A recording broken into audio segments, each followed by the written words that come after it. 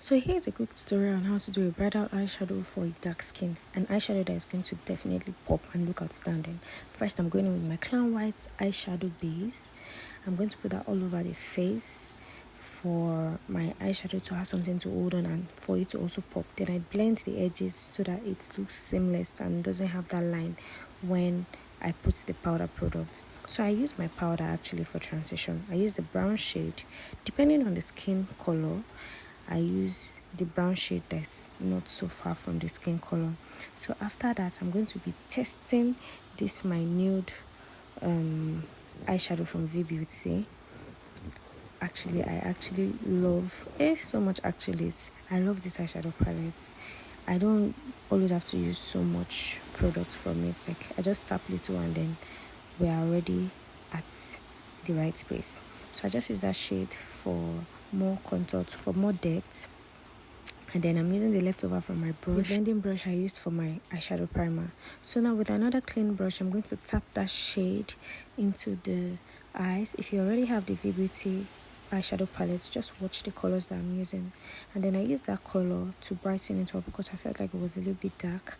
So I use that color to brighten it up. I don't know why the shade is looking like this in this video, but I tried to tone it down when I realized that it was too bright, but it didn't really work. So I'm just going to blend off the edges so that it can have a seamless feel, so it doesn't have lines. In makeup, remember, you're not supposed to be having lines. So in this video, I think it still showed the color more. You can also use your powder palettes to achieve this. You don't even need an eyeshadow palette, trust me. If you're doing bridal matte eyes, you can still achieve it with your powder palette. Make sure to blend the edges so that it does not have the one line. That's pretty much it though. That's pretty much it. I didn't even do much. I didn't put colors, and I just went in with my gel liner. Whatever you use, pencil, just go in with whatever is comfortable for you, but this is what I like to use. Now always pull the eye a bit down and have the person looking up. You can turn off all the lights in your studio. Turn off the artificial lights and just leave the studio lights on. I do the bottom pencil or liner first, so that, because if I do the top one first, if they look up, it wouldn't have dried and it will mess up everything. So I do the bottom, then the top, then finish up my look, then I smudge.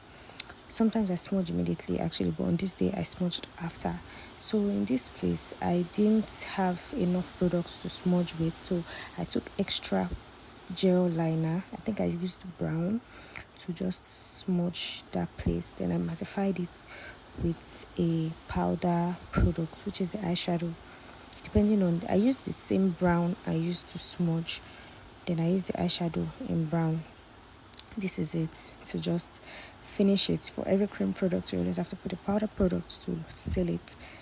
And I don't let my product come to the inner tear dots because sometimes it looks funny to me. So yeah, literally this is the end of the look. It was perfect. I loved it and I hope you love it too. And I hope this eyeshadow tutorial is as simple as I made it and you are able to recreate it. You can tag me on Instagram when you recreate it at Deity with Diamond Moa. I would love to see you recreate it. Thank you so much for watching my video. Look forward to many more, and you can let me know which video you'd like to make in the comments. Thank you. Bye bye.